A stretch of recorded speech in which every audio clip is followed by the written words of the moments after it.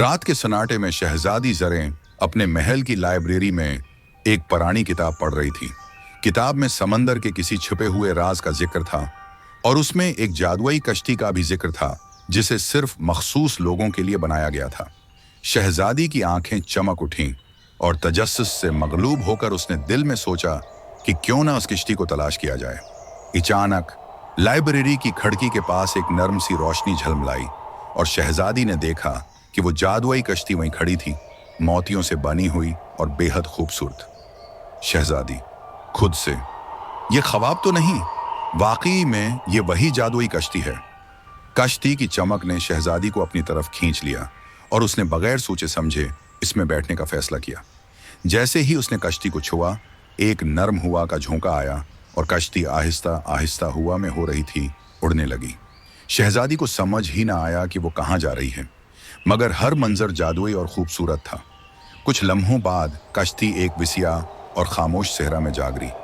शहजादी हैरान होकर इधर उधर देखने लगी।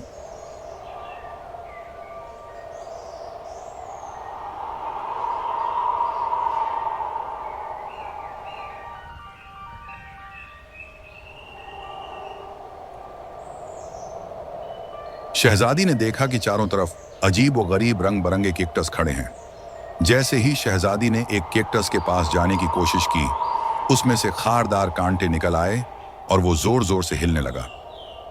कौन हो तुम और यहाँ क्या कर रही हो? ये सहरा तुम जैसे लोगों के लिए नहीं है।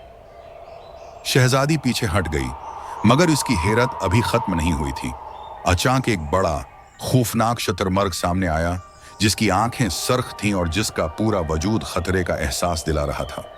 शहजादी की सांसें रक गईं। उसे अंदाजा हो गया कि यह कोई आसान सफर नहीं होने वाला। शतरमर्ग और कैक्टस दोनों मिलकर उसे सहरा में कैद करने का इरादा रखते थे।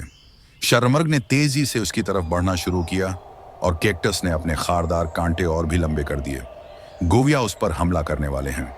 शहजादी ने अपने जादुई अल्फाज का इस्तेमाल किया और कुश्ती के मोतियों को छुआ, मगर कश्ती फोरा काम नहीं कर रही थी।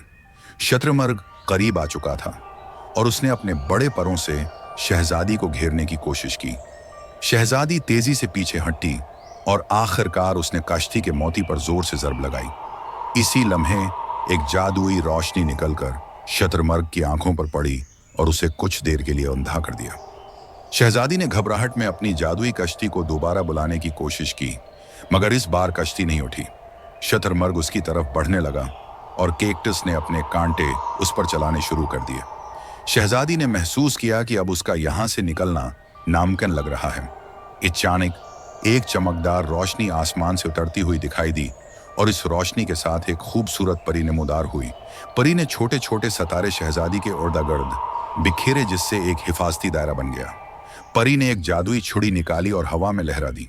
उसकी छुरी से चमकदार रोशनी की लकीरें निकलें और शतरमर्ग और कैक्टस को पीछे धकेलने लगे।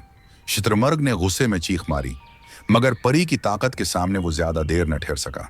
फिर परी ने शहजादी का हाथ पकड़ा और एक जादुई कालीन बिछाया।